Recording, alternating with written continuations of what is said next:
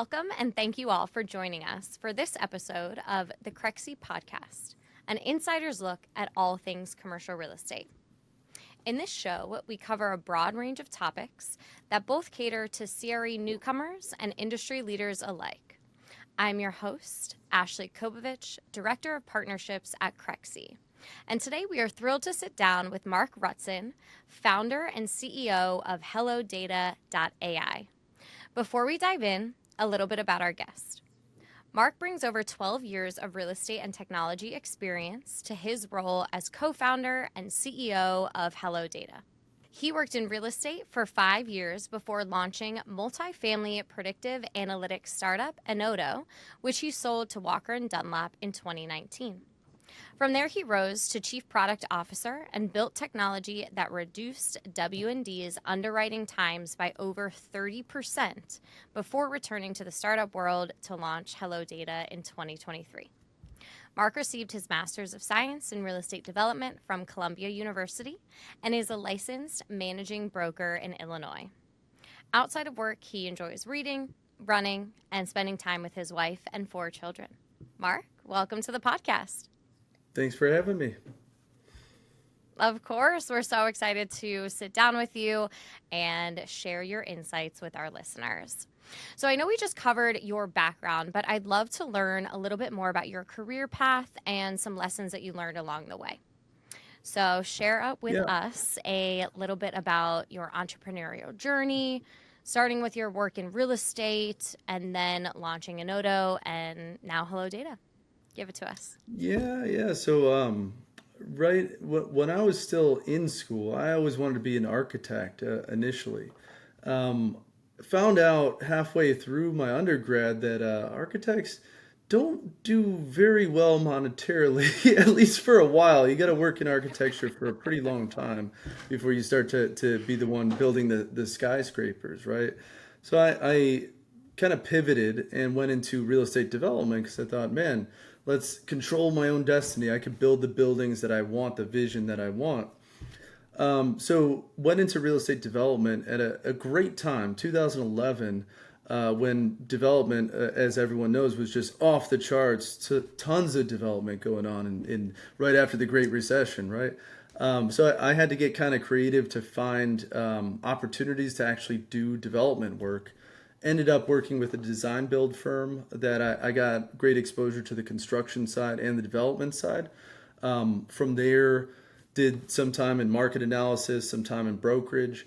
Any position I was in, though, I realized that it was so much manual effort to get the data, to understand it, to analyze it. Mm-hmm. So subjective the way people go about this analysis. And I thought, man, I can't believe in this day and age, with all the tech that's been developed, we're still going and manually copying data from property websites into Excel and trying to come up with our own judgments about what rent should be. And so I launched Enodo kind of as an outgrowth of the brokerage company I was working in at the time. I partnered with the founders of that company, launched Enodo to really automate a lot of the work I was doing manually.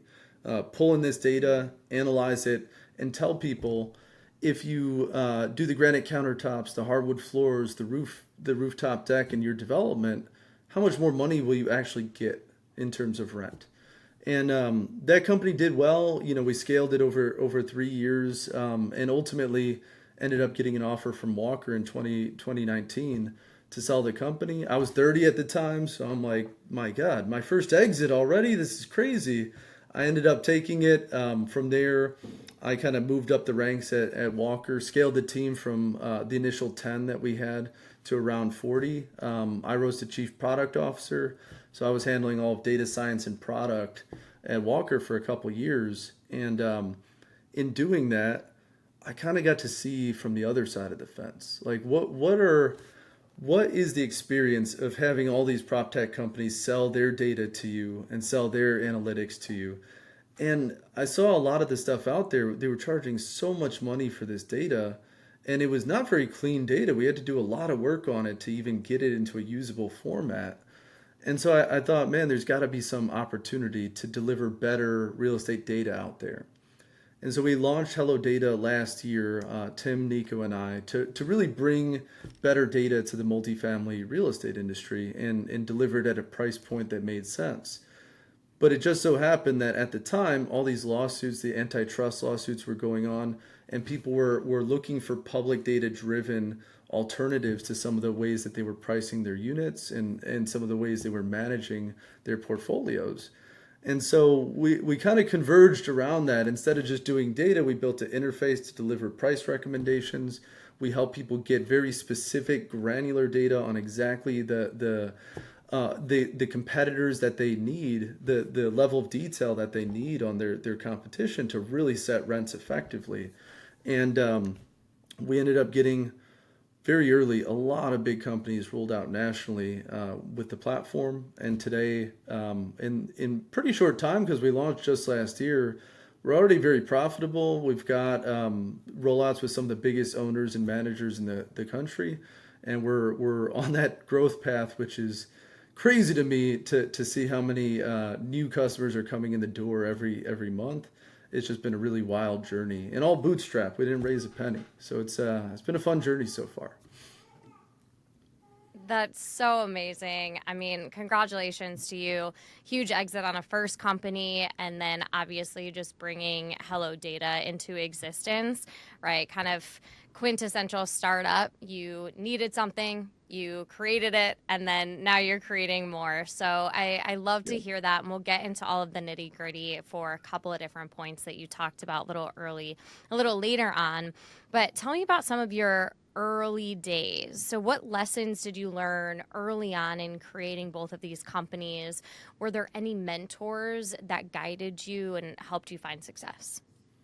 Yeah, I mean, my with the first one, we raised money almost right out of the gate, right? We thought we had to raise because that's what startups do, right? You go out there, you raise money, you build a team, then you build a product.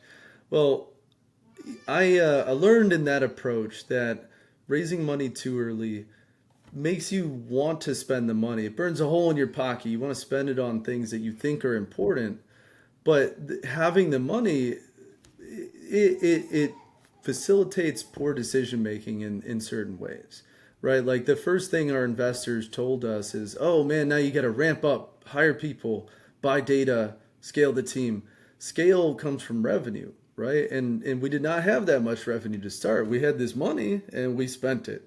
Sure enough, we spent it.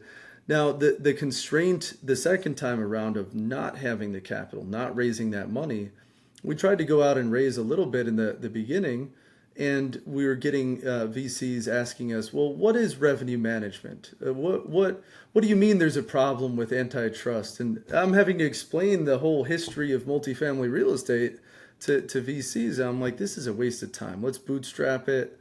And that constraint has been a really, really important one for us. We've automated, instead of hiring people to do the tedious things that come up every day. We kept the team at 3 people until we scaled to multiple millions in ARR. And with 3 people, you can't get bogged down sending invoices, cashing checks, doing all the little stuff that you have to do along the way. And so we automated each different component of our process. Anything that we found ourselves doing a repetitive task that wasn't really value add to the company, we built an automation. Like my meetings, I have my follow-up email is automatically drafted by an AI-driven system. Key takeaways are distributed to the people on the call, and what they have to do, the action items, that's all automated, right? It syncs to our CRM automatically. We have our customer support has a lot of automated responses that are driven by AI. So when people ask the same question over and over, it answers right away. And it's just the accumulation of all those little automations adds up to way more than raising a big round and hiring a ton of different people to do that stuff manually. It's not value add, so you should automate it. And that's the biggest thing I learned. The other big thing is a lot of startup founders, when they go at it for the first time, people are to be a startup founder, you got to be pretty confident and know that you can fulfill the goals that you set out. And people go at it and they're like, I'll figure it out as we go.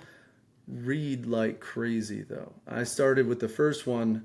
I started off that way. I'm like, oh, I'll figure it out. Every obstacle I come to, we'll think through it. We'll figure it out.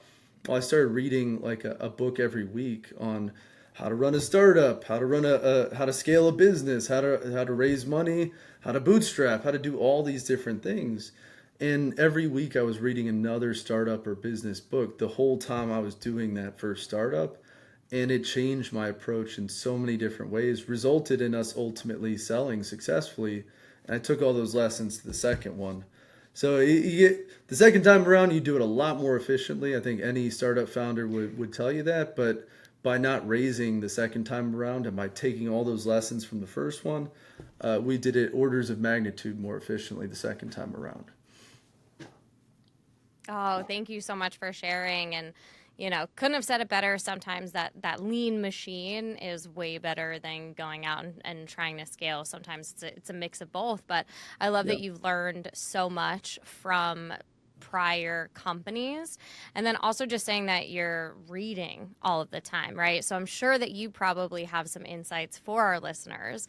So give me maybe a favorite mistake or moment that you personally have experienced that maybe course corrected you onto your current path, or maybe was an opportunity that you didn't recognize at the time. Yeah, first startup. We thought, like a lot of people in real estate think, hey, you could go out and hire overseas labor to help build the first product and then it will be fine. You could raise and then build on top of it. It doesn't always work so well that way. So we did work with a consultant right out of the gate, ended up spending like 60 grand on this consultant, and they didn't even get the product off the ground. They had a very simple, like unusable version of the product. We couldn't even use it to pitch investors. That was how basic it was. And we spent a lot of money on it. And that's when we realized, like, if you're truly going to build a startup, you have to have that team in-house. They have to eat, sleep, and breathe every aspect of your interactions with customers, every pain point, every bottleneck. They have to live it to be able to develop the optimal solution for it. And so we never went with consultants again. There were a few times we wanted to. We're like, oh, I could add some capacity. It's not worth it. It's just a waste of money for a startup. Once you get to be big, I mean, yeah, you can parcel out certain aspects to a consultant, but like the core tech, you have to build that with the in-house team. So that's one of the biggest things that we kind of learned early on. Never made that mistake again. And that's not to say I'm sure there are some pretty good consultants out there. It's just like I truly believe it has to be the core startup team that's building the core of that product, and then later on, maybe you could consider consultants. Just don't do it out of the gate. Really, really good lesson. Marc, what are some facets of your work ethic or maybe personality traits that have contributed most to your success in the startup world? I think I came from a kind of lower middle class, blue collar background, and I worked with my dad every summer building decks in the dead of summer. We'd have to dig these giant holes to put the posts to pour the concrete, put the posts on top of for the deck. That was very difficult, very manual labor. But you can't just quit. What am I gonna do? Say, oh, I'm tired, Dad. You just finished this yourself. Like that's not how it works. So I'd have to push through the pain and I'm a high schooler. I don't want to be here. I don't want to do this right now. But I have to do it, right? We have to get it done. And sometimes, a lot of times actually, it's about pushing through that pain and getting the job done, whatever it takes. And, the work I do today, very much in front of a screen. Well, 3 screens now. I got them on all sides, but I still got to push through. I got to get those contracts out. I got to get this mock-up done. I got to do that pitch. I got to jump on a podcast right after I'm done with a pitch, right? Like the second after. I'm late to this one because I was 4 minutes over on the pitch that came right before this. But you got to keep going.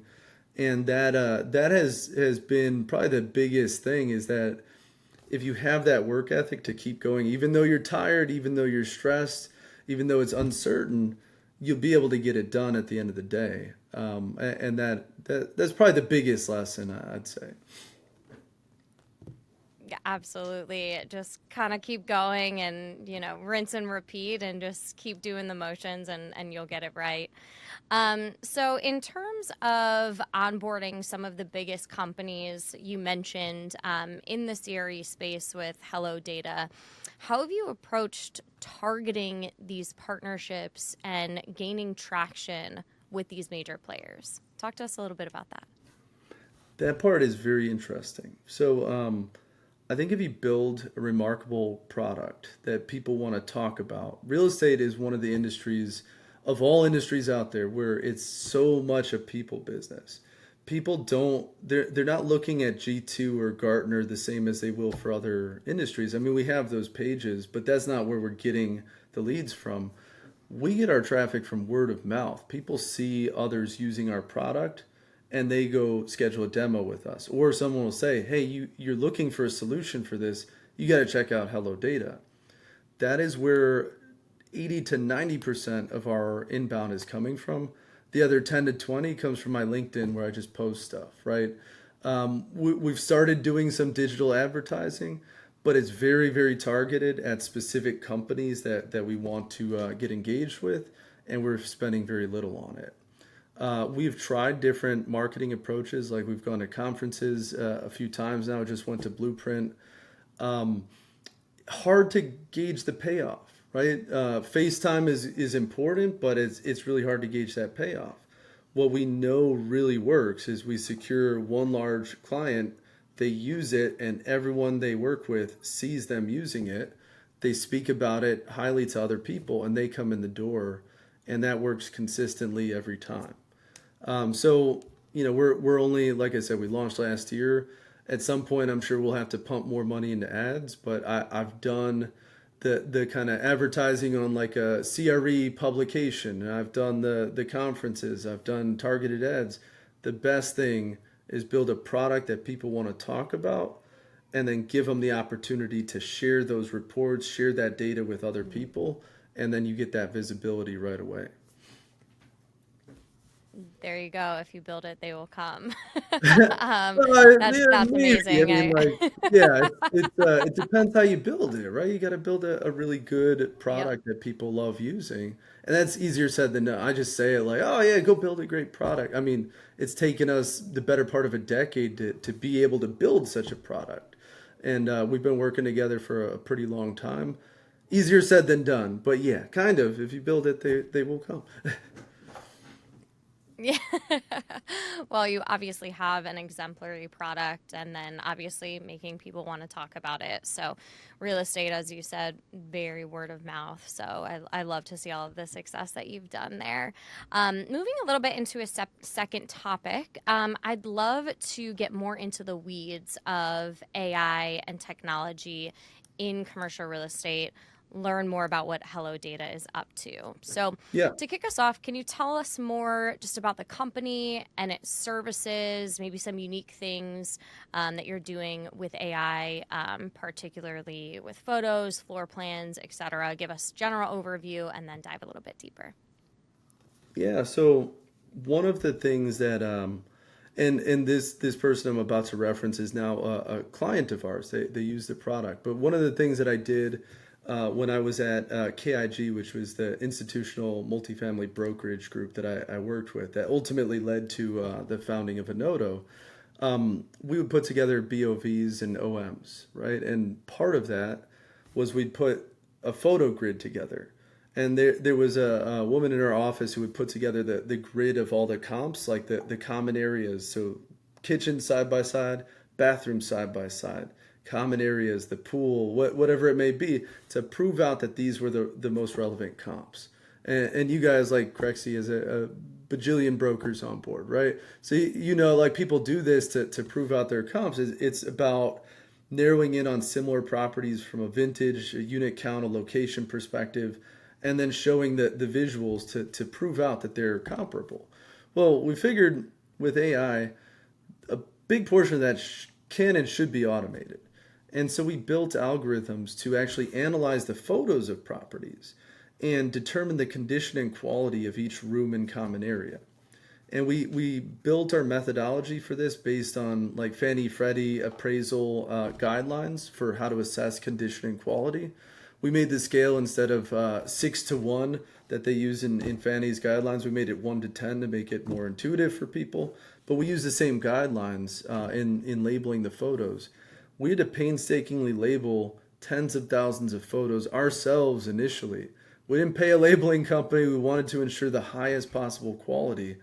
And when we train this model, it can actually detect with very high degree of accuracy the room type and assess its condition and quality on an objective scale. And we use that as we collect data to analyze the listing photos and assess the condition and quality of each property.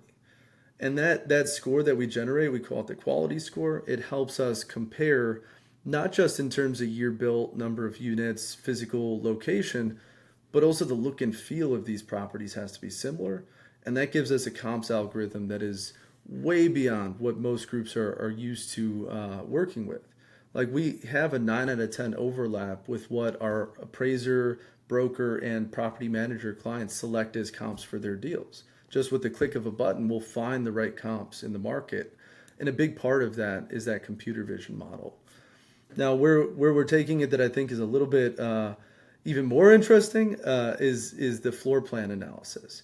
So when you're looking to rent a unit, the layout of that unit matters quite a bit. I mean, if you had like a corridor with a bunch of rooms branching off of it, today that's not a very popular type. 1920 all day. That's how they built stuff. Today, if it's not an open floor plan, has a ton of light and air, nice layout, nice functional layout, that matters immensely. And the quantification of that is really difficult because every floor plan is different. So what we've done is now we pay people to label, which is great. We don't have to do it all ourselves. But we've labeled a data set of tens of thousands of floor plans from unit interiors, determining what room type it is, the relative size of each room and common area in the units, and then where are they relative to each other on an objective grid, like a coordinate grid. And from that, we can essentially map out in numbers what is the layout of that unit, like convert an image of a floor plan into a set of numbers that defines that unit. Each room type, its position relative to every other room, its relative size. And so we know from surveying every day the time on market, the absorption, the rent growth among each of these different floor plans. And now we've datafied the floor plan itself. So from a developer perspective, I'm most excited about, I go back to my exercise back in the day of what do we build on this site? Well, now we can actually datafy the floor plans and say, these are the most performant floor plans in the market. As soon as they hit the market like that, they're absorbed. The rent keeps going up. The demand is very high. So if you're going to build a new development, build this, and this floor plan, and we could basically show you the massing diagrams for them using this data set. That's where we're taking the front end of our product. We're still working on the data science portion of it, but I think that's going to be an absolute game changer for our developer clients and really solve that problem of what do we build? What unit mix should we build? Well, you should build what actually performs the best, and we can identify that using this labeled data set. That's so interesting, and appreciate you sharing and creating that. Very, very valuable. So talk to us a little bit more about just AI in general. It definitely can be intimidating for some, especially in a sector like real estate where technology somewhat lags behind other industries.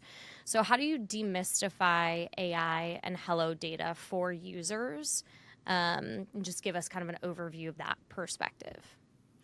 Yeah, it's funny. So back when we first launched HelloData, we thought AI would be an asset in the name. So it's HelloData.AI, right? That's the website. It's in the logo.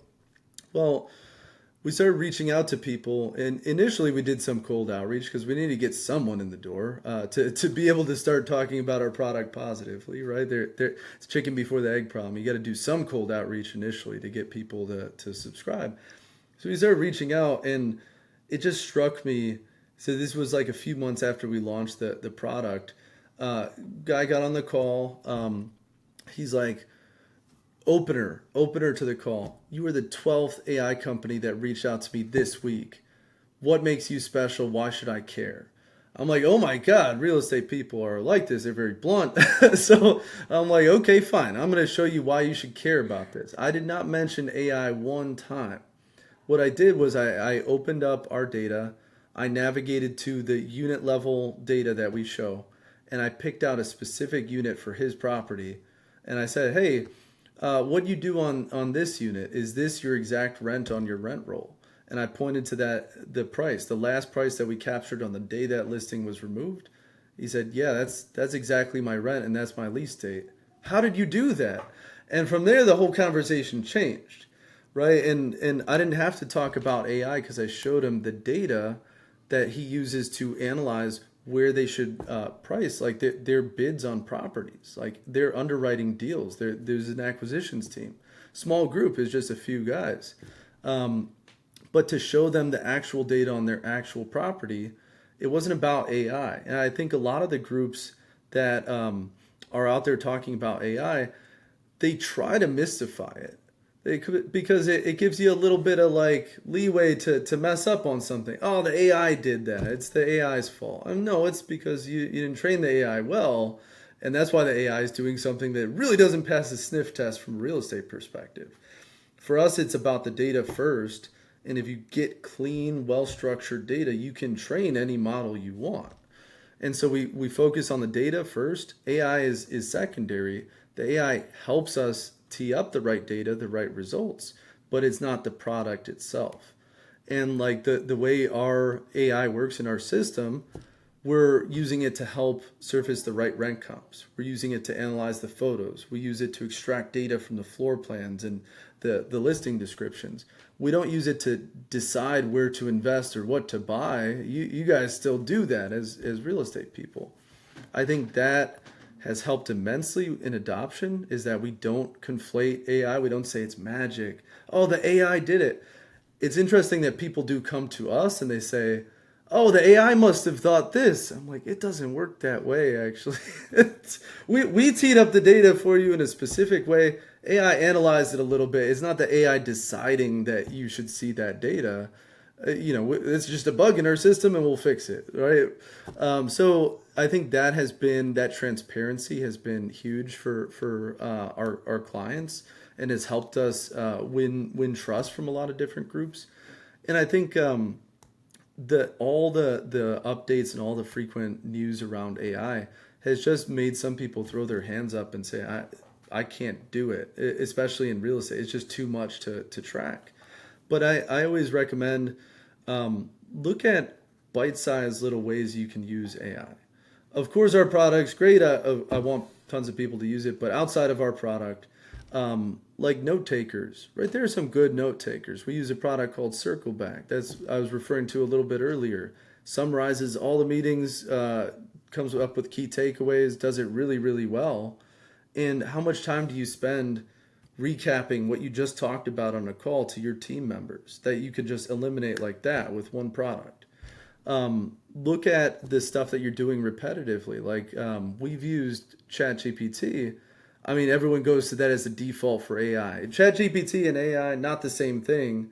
I mean, it uses AI, but it doesn't mean, ChatGPT does not mean AI. And I think a lot of people conflate that.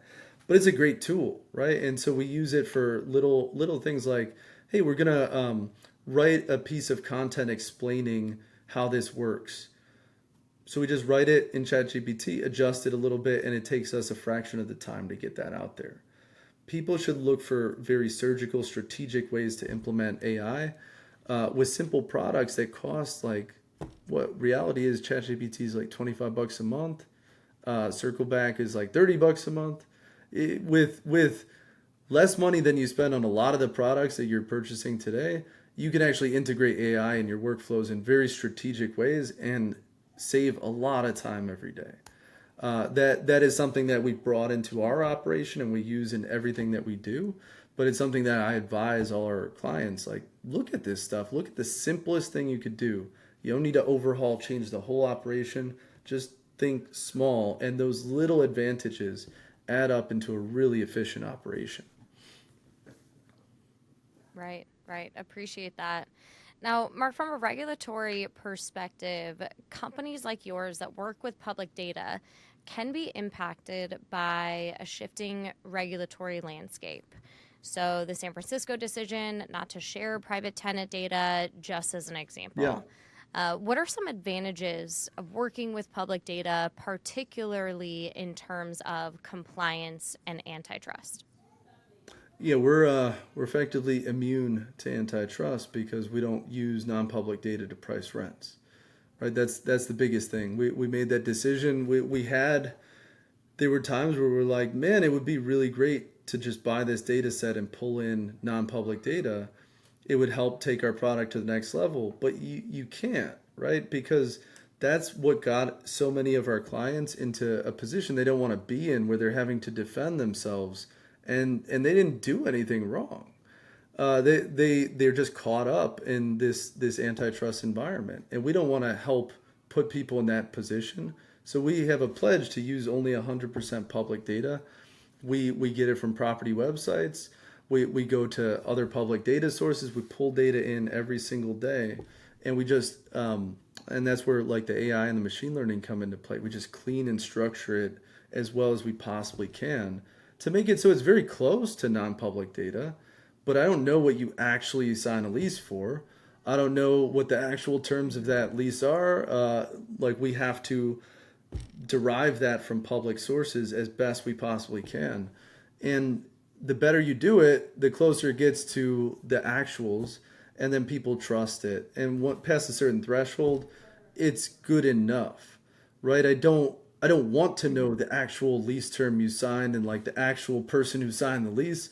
I just need to know that the dollar amount is within a very small margin of error of that actual dollar amount, and the lease term is likely to be 9 months versus 12 months on this. And that's good enough to build a pricing model based on. There's a lot of uncertainty in so many different aspects of real estate.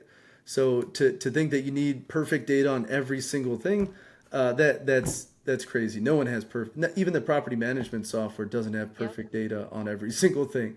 You need to get pretty darn close, but that's why we can do it with all public data, because we really take the effort to get very close. Absolutely. Such a key takeaway.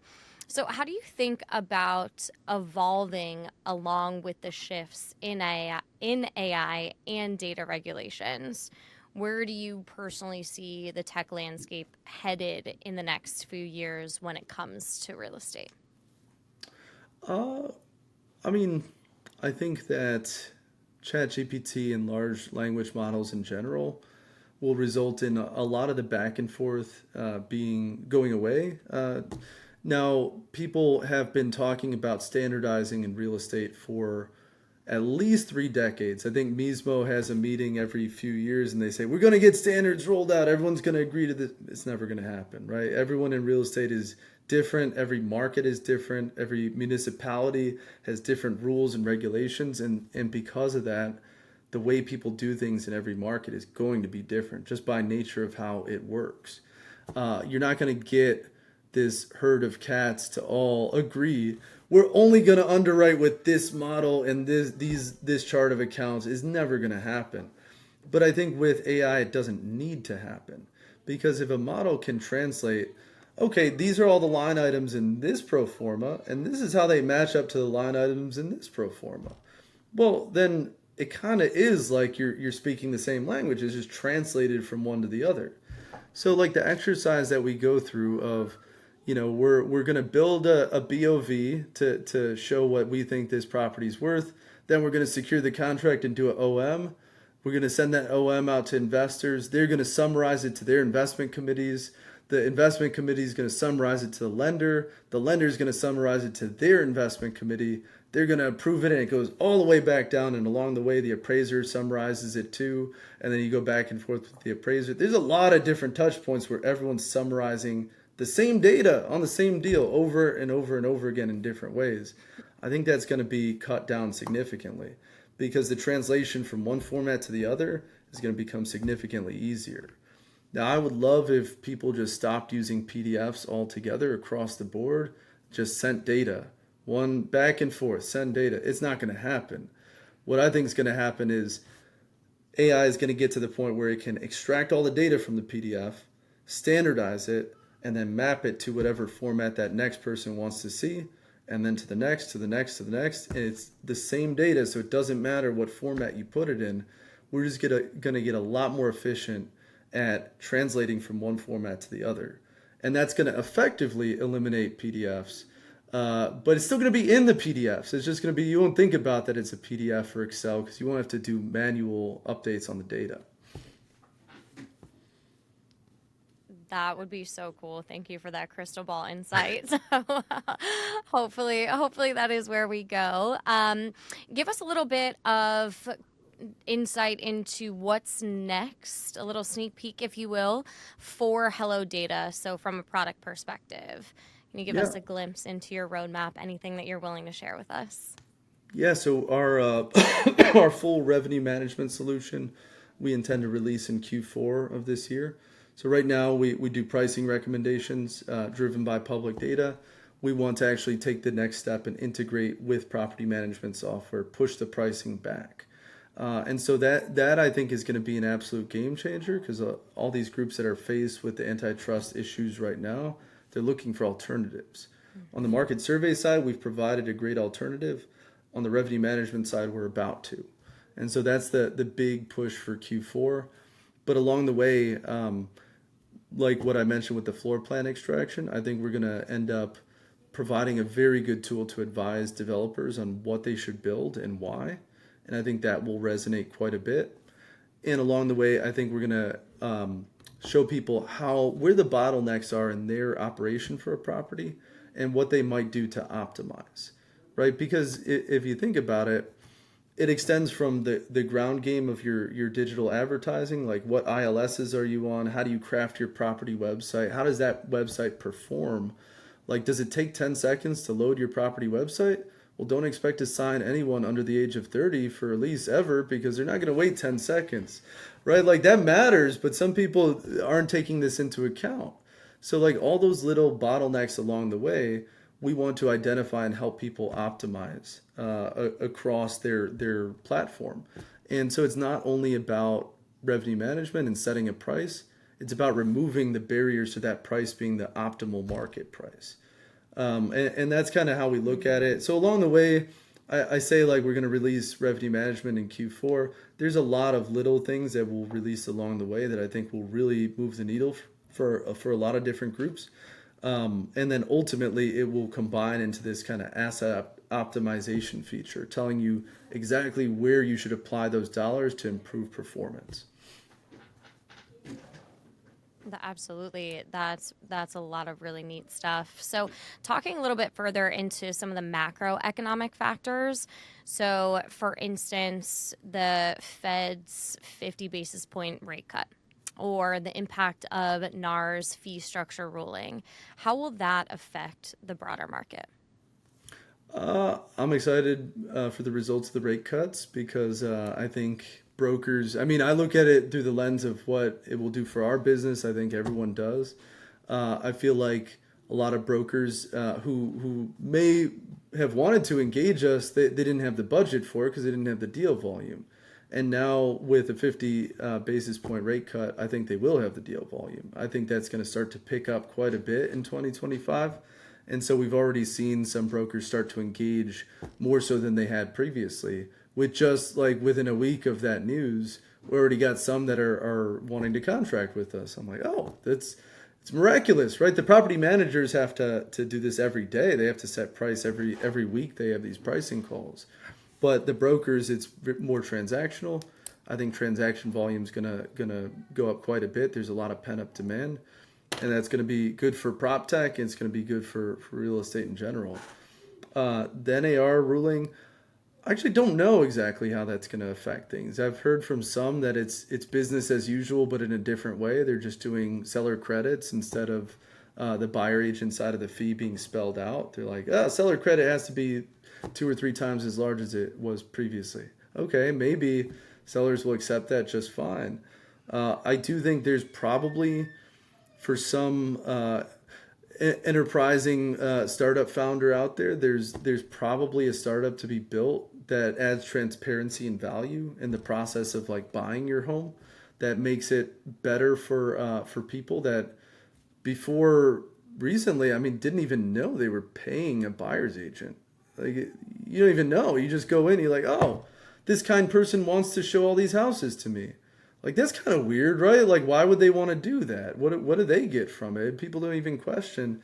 Now it's pretty plainly up front like, okay, yeah, you're going to have to pay this person, but I think there's opportunity around that. I don't know what it is, and I can't do two startups at once, but for someone out there, I think there's a great opportunity to make that a lot more transparent and better for the buyers. It's a really difficult process still to buy a home. I know some groups are trying to do it, but I think there's more opportunity than there is downside in that decision. Yeah, absolutely. So, kind of going with that bit, what advice would you give founders looking to break into and innovate in either the construction, prop tech, or quote unquote built world sectors, or more generally as founders themselves? Little twofold question for you. Yeah, don't go into it thinking that you can hire for every role that you don't understand how to do. Try to learn at least a baseline in every role in your startup company. So learn about digital marketing and know how to do it yourself. You don't have to be the best at it, but you need to know how to do it. Learn about programming. Know how to do some simple scripting yourself. Know how these systems come together and what's possible and what's not possible. Because if all you know is real estate and you go to hire a programmer, that programmer is going to talk circles around you and you don't know if they're telling you the truth or not. Right? Not to say people would go on an interview and lie, but like they may fudge the facts a little bit and make it sound like all this stuff's really easy, and then the reality is it's not easy to do. So if you have a baseline of that knowledge, you're not going to be susceptible to hiring the wrong person or thinking something's going to be done in 6 months when really it's going to be 18 months. Learn how to raise, learn how to talk with investors, learn how to sell, right? You may be able to sell real estate just fine. Learn how to sell enterprise software. It's a very different sales process, very different. You don't have to explain why it's good to buy a real estate investment. You have to explain quite a bit why it's good to buy a piece of software to run your business buying real estate investments. Well, you guys know as good as any. I mean, Crexi does this. So you have to educate yourself and don't just go into it thinking you can hire someone for everything. If you have that baseline of knowledge built up, then you're going to be a lot more confident in every negotiation, every hire, every decision point, and you're going to make a lot fewer mistakes. And that's why I advocate read like crazy, actually go through the coding exercises, try to write some scripts. You don't have to be the best at it, but you have to be able to do it. And learn digital marketing, learn sales, learn all the aspects of the business and how they work, enough that you could do them yourself in a pinch, but you'll hire better people to do them day to day. And that will put you on a much more solid foundation for scaling a really powerful business than if you just go into it and you're like, well, I don't like doing that, so I'll hire someone for that. I have no idea how this works, so I'll hire someone for that. You're going to hire the wrong people that way. Great advice. I think always be learning, back to, you reading a book every week. So that's amazing. Really appreciate all of the insights that you've given us so far. Given your specialized background and expertise, Marc, I'm sure our listeners are curious to hear about your answers to a few rapid fire questions. Are you game? Let's do it. All right. First, if you were given $50 million today and had to invest it immediately, what would your strategy be and why? Either real estate or otherwise. I'd probably do 80% real estate, 20% tech, because I already got plenty of investments in tech. I want to get into real estate, but I want to do it as third-party managed. I'll probably hire an asset manager, probably outsource most of it, and I'll just be kind of a passive owner. with 50 million, I think that would be pretty nice, right? You get to have the benefit of a real estate investment and not have to handle much of the day to day. A lot of groups do it. Some groups do it better than others. I'd probably be a little bit hands-on, but I'm not gonna, use all my time to get into the weeds there if I already had that money. And then the other 20% in tech. I mean, I invested in NVIDIA before it kind of took off, and that was a pretty good investment. I want to do that a few more times. So diversification's good, and yeah, I'd love to do an 80-20 kind of approach there. Good deal. Good deal. Second question, and I promise this is not a trick question. What is your favorite tool or software to use in your day-to-day job? Excel. I use Excel for everything. Yeah, I mean, come on. Even though we're building like all this analytical software, guess where it exports to? Excel. And all these groups that are like, oh, we're gonna get rid of Excel, we're gonna change financial modeling. I'll wait. I don't think Excel's going anywhere. Great answer. Great answer. I love it. And last rapid fire question. What is the most common misconception about your job or industry? Common misconception. I think maybe people think of like startup CEOs as like kind of sociopathic tendencies or something. Like everyone wants to see their name emblazoned on a building, and they're like, we'll do cutthroat, like underhanded techniques to get deals done, and everything they say is a little bit of bullshit mixed in. I'm very like straightforward.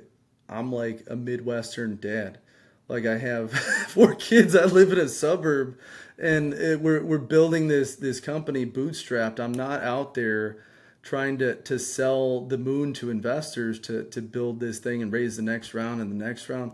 We're very much about like build a profitable business with strong cash flow and plow that cash flow into the operation to keep it going. So I think people paint founders with a broad brush and say they're all a certain way. We're definitely not that way. And Tim and Nico, my co-founders, are not that way either. I think more founders should probably have that mentality. Some unfortunately do, that just go round to round to round, and they're like, yeah, I'll sell the biggest. Oh, we didn't hit it again. Sorry, I need to raise another round. I think more people should be down to earth, easy to talk to, and focused on building a sustainable business. But there are a lot of founders out there like that, and you can't paint them all with a broad brush. Sure. Absolutely. So you've shared so much insight with us, but as we wrap up, any parting words that you want to share with our audience? Parting words. Is it the audience of real estate people or PropTech people? Like which audience am I talking to? All of it. All of it. Okay. I would say read often. Read a lot of different things, learn what not to do so you don't make pointless mistakes that other people have already figured out. So that's a good life lesson. And don't work to work. Work toward an end goal. Work toward spending more time with your family. Work toward financial freedom.